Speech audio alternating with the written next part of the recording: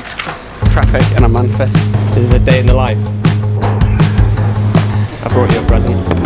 But you know, I got you a present. It's not the oranges. Ah. Yes! My Euro. That's my breakfast sorted. Biltong. Dried. Oh, red deer. That'll be quite good. I haven't actually had like your wild deer biltong. We usually have like kudu or springbok. You ready? Day of actual graft. It's a bit chaotic. James already started. We've got some jobs to finish, some new ones to start, but get some coffee, come back, plan what needs to be done today, what's important, what's not important. Oat milk! I wish I could do a Scottish accent and I'd say to you, you know, you can't have a flat white with oat milk. Sorry, that's not really shockingly bad. What's your go-to? At the moment, just a latte. I need milk, you know, to like keep me going, keep my bones strong, you know, so that when I crash I don't just die. Some Oatly. I think I'm supposed to get a different jug. There we go, look at that, oat milk. Have you ever made one with oat milk before? No. So I would just say no usually. But because you brought me some biltong, yeah, I mean, I can't make an exception for you today. I feel like this works just as well.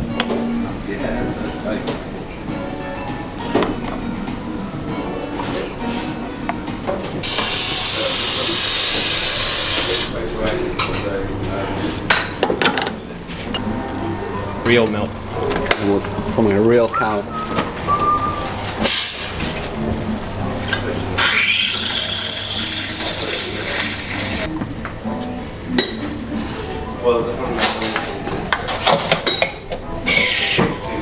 I'm rushing it over here, but I've got work to do. Let's go. I'm going to pretend I'm James for the morning, because usually he does this, not me, but we need to look at what jobs needs doing today and then essentially plan out what we're doing. He's busy finishing up a sturdy build over there. We've got another sturdy to build today, I know that. So, we've got 30 work orders at the moment. We've got a Time 80HX we have to build. We've got a Cannondale Super 6 in for new wheel bearings and a bottom bracket. Nigel's bike. Sturdy. Order the moods. Build the bossy. We have to strip the outer layer and rebuild Millie. I almost forgot. Josh's bike. If we get around to it, I've got a present for you. I mean, obviously I didn't get it for you. The lovely people at Drunk Brothers have sent some pedals to see if you can break them. Just thought it's better. We need to test the ones, on a different day we'll do that. Test the ones that you've been riding, take them past, see what they look like, and then essentially we're going to fit these, so go from the 1s to the 11s, and then just kind of a bit like switch between the two. See what happens, how long they last, what we can do with them. I've got a more in-depth video as well on how to strip them further, so I've done a bit of research. They've sent me some stuff. Technically they want them back. And I can get them back if there's anything left to them afterwards. So obviously you've gone for the full 11 titanium ones, but there's a bike we're building today where I've done this. So this is going on the new Bossy, where we've taken the 7s, because they're black, I like the black ones, and then fitted titanium spindles to it. So these ones have, as an extra thing, those are titanium wings as well. But I just like the look of the black with the gold. That worked out cheaper to do as well than to buy a set of them. So did you buy the separate parts? And yeah, so I bought pedals and then bought the axles, swapped them out. So yeah. Yeah, it looks very swish. Yes. This other guy, I think I'm going to do the same with mine as well. But I'll get you lot to try it first to see, so I can see what happens before I commit to any of this.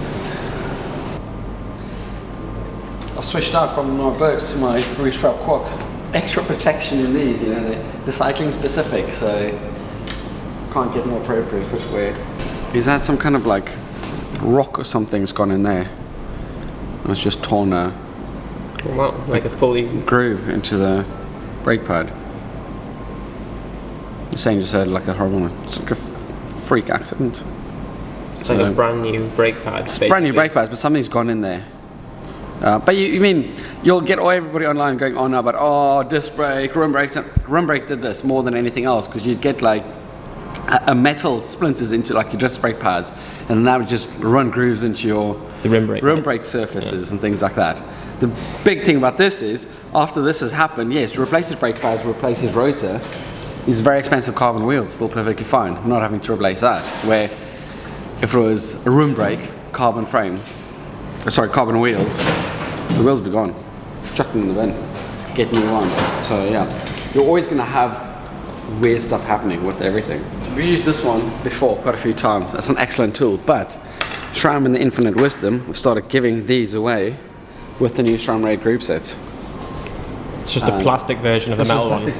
But it works better than the metal one. You drop it in like that, pop the pin in. As you push in, it widens and pushes pistons out evenly. So you're not like wedging it with like a screwdriver or tie lever or something like that unevenly. Just push it out. Okay, brake pads, 2 of them.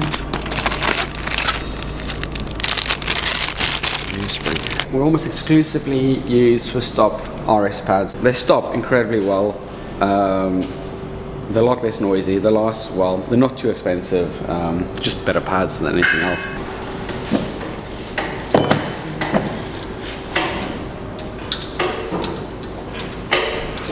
How you doing? You alright? Yeah. Not bad. Still well, please. Good, thanks a lot. Bye-bye. Deliveries, so that's more jobs today. Add stock to the system.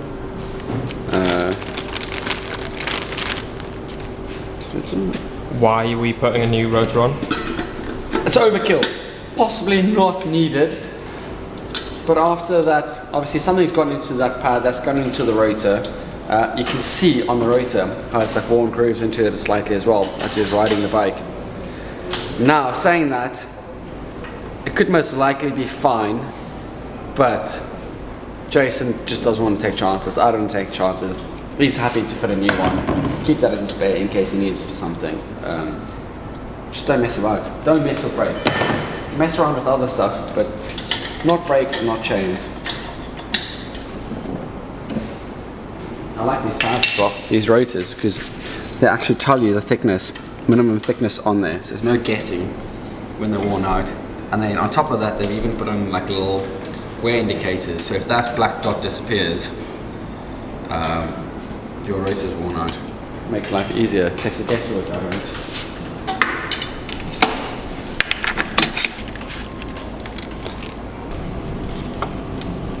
Here's a handy trick for you. Piece of white paper or a book on the ground. And then you can see straight through the caliper. It just makes it easier to adjust. James, what's it like being Nick's boss? Hard work. Yeah. Someone needs to be at the front of the ship directing things though, so yeah, I've got to take on that role. Is he a good workhorse? More a work pony, I'd say. Commondale for the stand. I do like handles, but not this one. Is that the thing you were saying, like with some security tag in there? Just the Apple. So he'll know exactly that we're working his bike right now, so the bike's moved. It's batteries, right? How many people come into the shop with bikes that have SRAM on and haven't charged their batteries for you to service? Quite a lot. I actually have one of my mates and customers, Chris Broadbent. I don't think he's ever charged his bike at home. So we went on a ride a while back and his batteries died on the ride. And I was like, what do you mean? Have you he's like, oh, he's never charged it before. He just kind of assumes that I'm going to charge it for every time he comes in. Yeah. So, Michael's brought his bike in because it's creaking and he reckons the bottom bracket or the wheels. Now, yes, I think his wheel bearings are gone, but his saddle is obviously also going to creak. So I don't know what he's been doing with this thing. But yeah, that's a goner. You can still ride it, but as you put power through it, that's going to make a horrible clicking noise.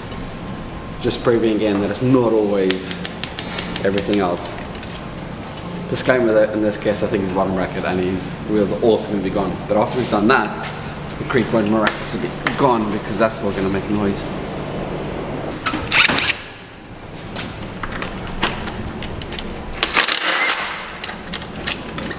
Drive set brain's gone.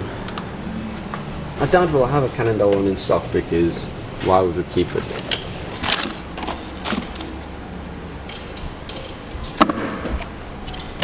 No, we'd have to order one in.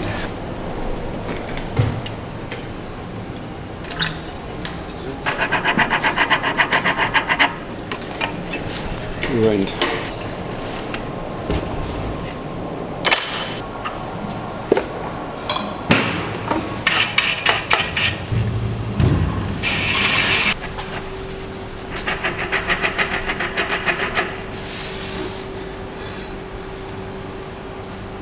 That just sounds so rough.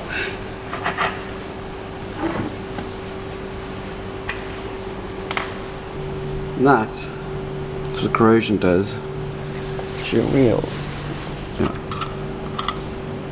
So I'll take the bearings out, press it out, take that out, and then we'll put some new stainless steel bearings in there, which will hopefully last considerably longer. Corrosion is not your friend, mate. Look at that. Look at what the bearings, as they've like, that's the freer body bearing running on there. It's just completely like cooked that as well. Good. I've never tried this before, but it's like an anti-rust spray, which I assume just loosens up rusty bolts. But already in one go, it's much better. I need some better brushes. I need like a toothbrush or something.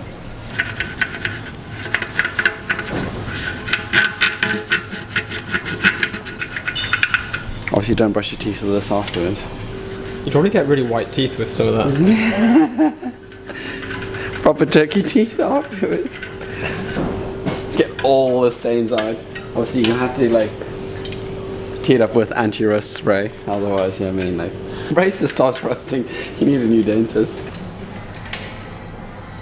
How do you think I managed to put that puncture in Whatever's punctured has gone straight through. Sorry? Sometime what happened to mine that day, I had a puncture, whatever went in went straight through my tyre and I had the side. Shot at? No, whatever, like the nail.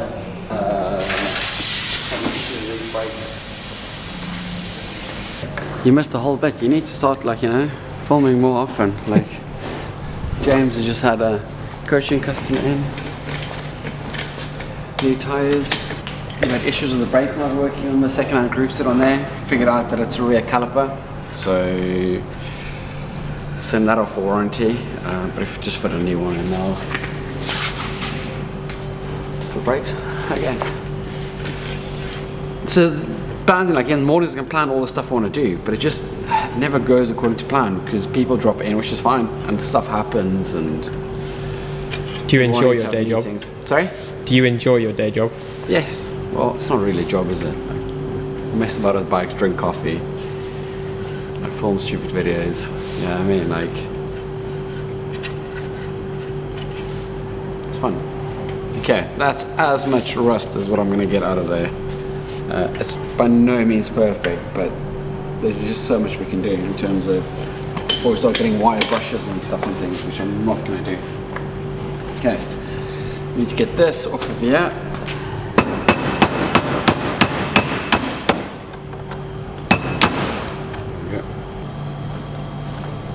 So this is why you shouldn't run your bike with the worn out bearings. Look at all that freer body's done on there. It'll never be perfect. It'll work, but it'll just never ever be perfect. How long have you been working in a bike shop for? Well, I started when I was 15 turning 16, so roughly 1999. Yeah, so what's that? 25 years now? You still learn something new every single day. So look at that. End cap's worn out now because it's been getting play on it from the bearings, riding it with the while the bearings are worn out. I think a lot of people would do well to kind of check basic things on the bike. Anything doesn't sound right, like it's worth looking into it instead of just ignoring it and riding it like you do all the time. But I mean, like, yeah, it's not cheap for any of these things. This side's a bit better. Get that cleaned. Okay. Free body separately. We start with the wheels first. Get everything clean and put some new bearings on. How many bike shops have you worked in over the years? So I started in British Randicka Cycles in South Africa, and I just stayed there for years and years and years. And when I came to England, while I was in the army, I worked for one of the local bike shops on the weekends, just because I enjoyed it, called Kudu. Then, when I moved to Newcastle, I was in Start Cycles for a while, and then that's when I decided to open my own shop. So yeah, now I'm stuck doing this. Or I say stuck, I'm doing this forever and ever. Employed by James. James manages the shop, he's in charge. I just do the servicing repairs. Why did you start working in a bike shop, James?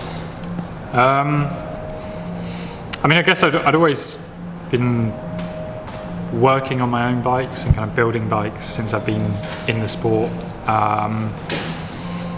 Yeah, and in some ways, well, I love cycling. You know, so I'm racing at a pretty decent level, and then the bike shop fits in nicely alongside that. Yeah. Is it something you enjoy? Yeah, mostly. And to be fair as well, I think I've always been pretty hands-on. So this is since I was allowed to use various different tools at a really young age. I've always kind of been hands-on.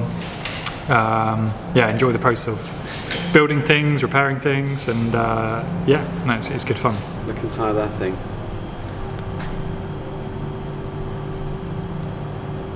Surely your lens can't focus from that close, can it? Yeah. That's unreal. Disgusting, eh? That is disgusting. On the bike shop talk and working in the bike shop, you used to work in my shop. I did. Back when you didn't say a single word, you know, you weren't you talking to yourself. I know how things have changed. How things have changed. I think the reason you got a job at the shop was just to like come out of your shell, start talking. Well, I worked for Velo. So I worked for Velo, well not Velo, before it was Velo, the distributor of Stork in the UK, and lightweight wheels. And then Trevor rang me and said, introduced me to Nick, and my world went downhill from there. You ended up in China and you had to ride your bike home. I still remember you rang me and said, like, can you take Josh in to work for you a couple of days a week, just because we need to get him to start talking more and come out of his shell. Is that what he said? Yes, he said he doesn't know anybody that talks more than me, so it would be the perfect fit. Yeah. And then we had Fergus.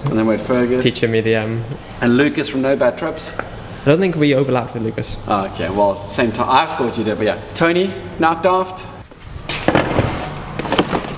Good old box of stainless steel. So we need 2 6903s, 6903 threes.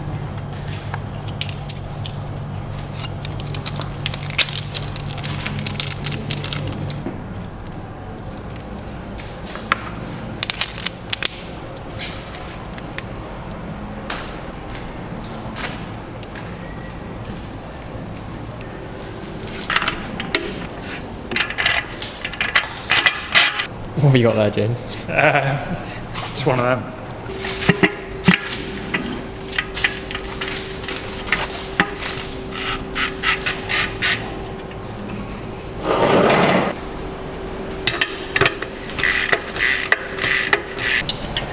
A weekly group ride that goes out. Okay, 3 levers,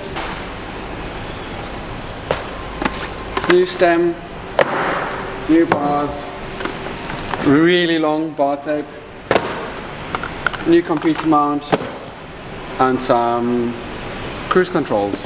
What's all this new bike. stuff for? It's for Nigel's bike. So he went on a gravel ride the other day, crashed, broke his collarbone and snapped his lever off.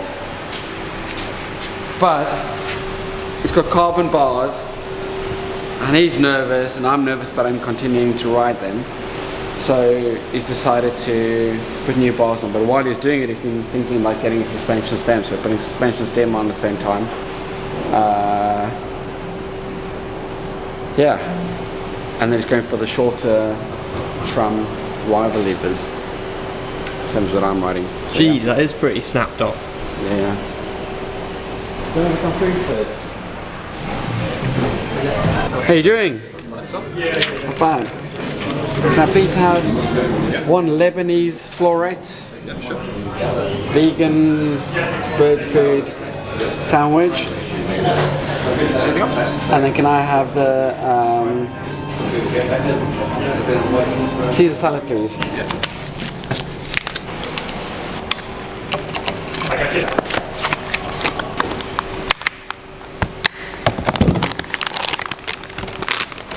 Okay. Do you know Nigel's weight? Yeah, we weigh all our customers when they first come in. No joke. It's about 75 kilos.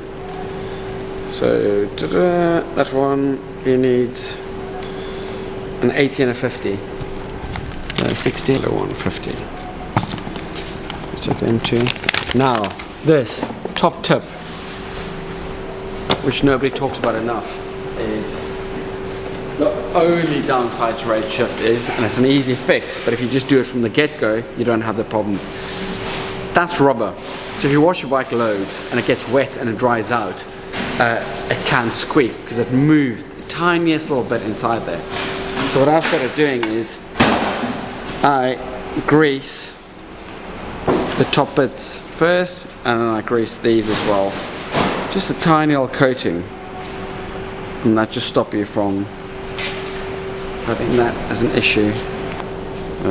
If you've already got it in and you want to strip it apart, if you put some GT85 or WD-40 sprayed in there while moving it around,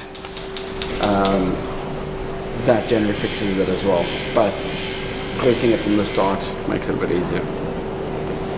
Now, we've gone all the way around. So, the whole idea is that you don't want to put that in the grease made them pop on it. And then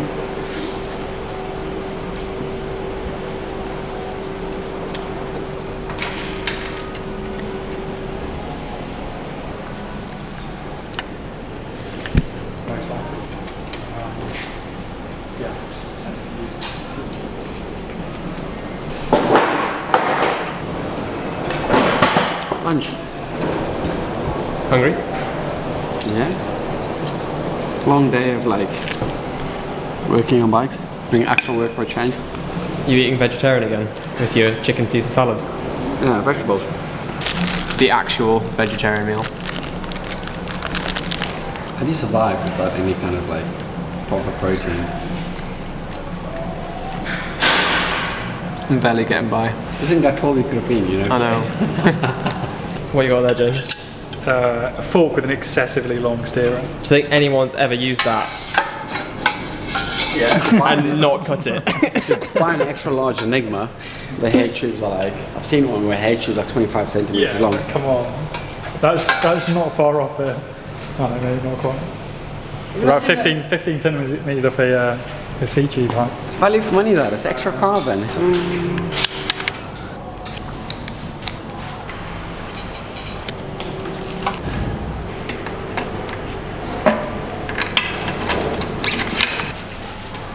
So have you been doing much training? Me? Yeah. I don't train. I just like ride a bike, ride events, and then don't for a couple of days, and then do it again. I've signed up to the James Jolberg coaching plan, so next year, yeah, I'm not waiting around for you if you're not keeping up with me anymore. What's I this? don't know if I want my name associated with that, just based on this year's DNS list. So, for context, James runs a coaching business as well. Your mate Zeb Kiffin, he is coached by him. and a few other riders. Got a lot of our customers. I'm trying to get him to sign me, but apparently he sees me every day. He knows like what I eat, how I don't ride my bike. He's getting the odd tip here and there, but yeah, I always think like there's like a step-by-step process with the coaching, and it's always important to kind of like pick the low-hanging fruit first. So I've shown Nick where that fruit is, but he's yet to go for those little. I can interrupt to this. I think most coaches out there do a thing of like giving people training programs and then running the training programs. Essentially, you need to do these sessions, hit these targets, and do this from week to week to week, and that just doesn't work. So somebody like me is like probably as uncoachable as possible. Because you can give me all session, I'm not going to do them because of all these excuses. Where James is probably the better person for me to go to for was is that. I think for me, most people's limiting factor when it comes to training, okay, it depends on the level you're at, but most people, it's actually, well, as a coach, I always try and understand the context in which they're doing the training. So, yeah, I mean, for Nick, in his position, kind of working, we'll call it full time, but he's got other demands, he's got a young daughter, everything, and it's like, quite often coaches don't take that into account. So, yeah, maybe they understand the data, the science, and if you're programming a robot, then yeah, that's how the training and the coaching should look. But that's not the reality for most people. And most people, it's perhaps particularly for the lads, they're kind of overdoing it slightly, not getting enough recovery. So they're kind of like, I always think of it like a battery almost. You know, they're kind of depleting the battery by doing the training sessions, but they're not recharging enough. What I've seen from years and years being in the business of like you get loads of people, they're very keen and they get into the sport and they ride loads. We see it with customers. I mean, after like you've done this 25 years, you see people come and go, and they do well. But I think psychology is an important thing of like people need to be managed in terms of how things are, and also stuff doesn't just happen in a day. It takes time to learn things and experience different stuff. And I've seen he's quite good because we had loads of lads last year signed up for. Our club for some reason does this Mallorca trip every year, which I don't know what the hell happens in this trip, but like everybody signs up for coaching and things. But the good thing is I've seen all of them have actually stuck with it afterwards. Yeah, you have to, it's more than just numbers. You have it in your mind that you've got every single thing imaginable in stock, but then I'm really bad at not realizing when I've used all of it. I need an adapter to make internal cable routing not be internal, go outside. We didn't have any on any of the bikes. Oh, that thing. Do you want to try that?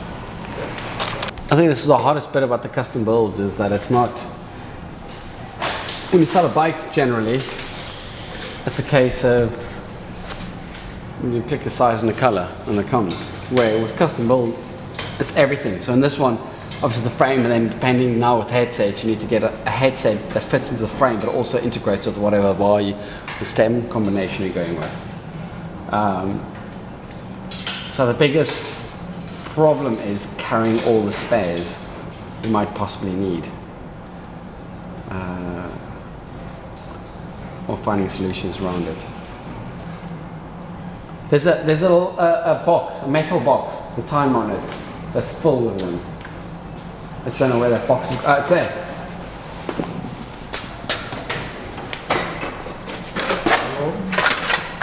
Fucking yes. Look at that. There we go. So all it took was a bit of time. But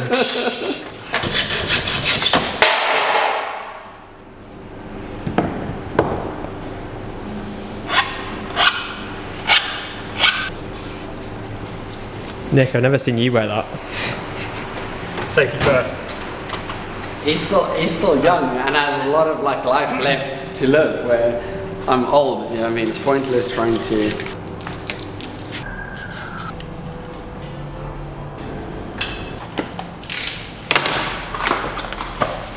It's one of those weird products that I don't want to like.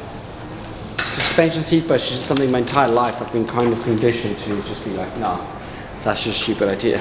But it is so good.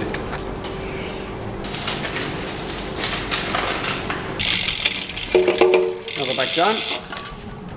Now, I've noticed on my head unit this morning, my hammerhead, that my batteries, my lever's dying. All those batteries. So look, Joshua, there's a light, yeah? If it's flashing red, you're gonna be in for a bad time fairly soon if you don't get them changed. Saying that though, I got these levers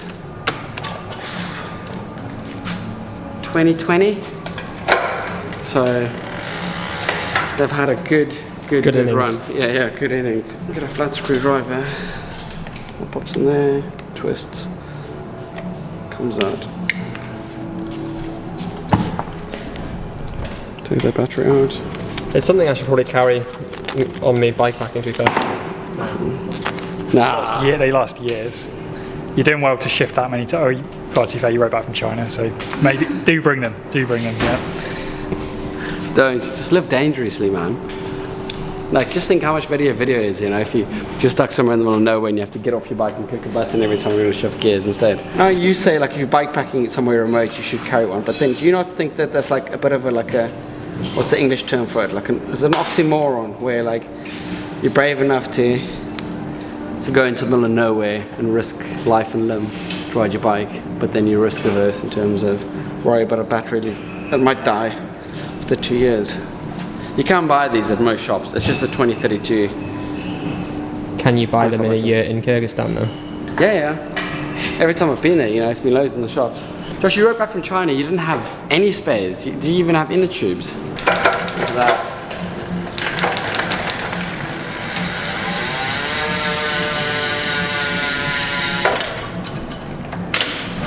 Nigel's bike, done. All of the moves done. Build the Bossy, almost done. Josh's bike, you've said we're going to wait with that, so done.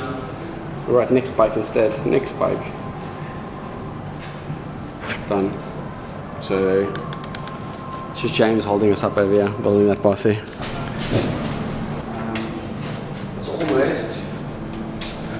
It's almost beer o'clock. Can I have some new brake pads, Nick? I think mine disintegrated in No, the Alps. because unfortunately your bike's already been ticked off the list. You should have done it before I took it off, so no. You have to wait until the next time your bike comes in the job list. Yes, go get it.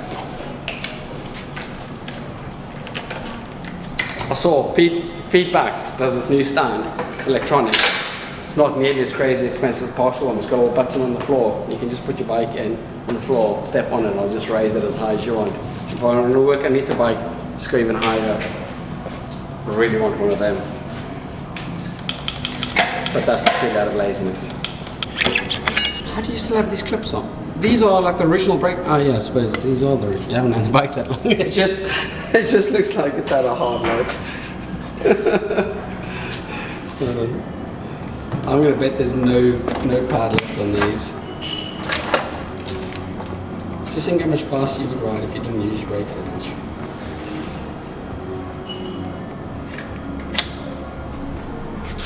That man. Look, you've started taking off the actual. You've just started riding on the spring.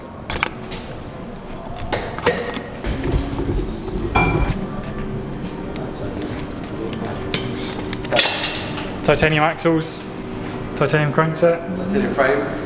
titanium frame. So this is really important.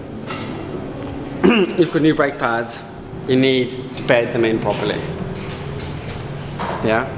Don't just go and bomb down the first hill putting skids on your bike, because it's going to give you problems. The main reason is you need to essentially.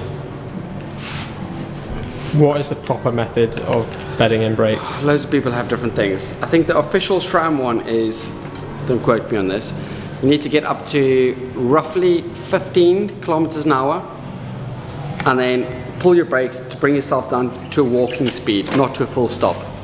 And then speed up again, and then same thing again. Lightly pull your brakes to bring you down to a controlled, slow walking pace. Speed up. Do this 10 times. After you've done that 10 times, start again, but this time go up to about 25 kilometers an hour. and then essentially slow yourself down. Don't come to a full stop if possible, and repeat that for 10 times. What it does is it transfers material from your brake pads over evenly onto your rotor, which then makes them stop better. There's a lot of people complaining about SRAM specific to brakes where they make like a gurgling noise. Sounds like, I don't know how to explain, not like a normal screeching contaminated pads, and that's gurgling noise I think is based off of people not actually putting their pads in properly. Saying this, nobody does it properly. They should, but unfortunately a lot of people are just lazy to do it. But then don't complain if your brakes don't work perfectly. It's actually cold out there. We posted a reel the other day about him riding in 17 degrees in his full winter kit. Like 120,000 people have watched it. It's run. Save your legs. In a bit. Cheers, look ourselves. See you tomorrow. Everybody gives me grief. Look at someone that stays behind, you know, it doesn't work, you know, I don't just go home. Body Shop Boost Exfoliating Hand Wash, Mandarin and Bergamot flavour. Doesn't smell very nice, but it works.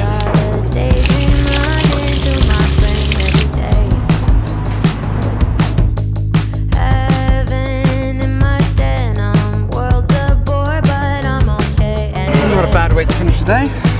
Cheers, Nick.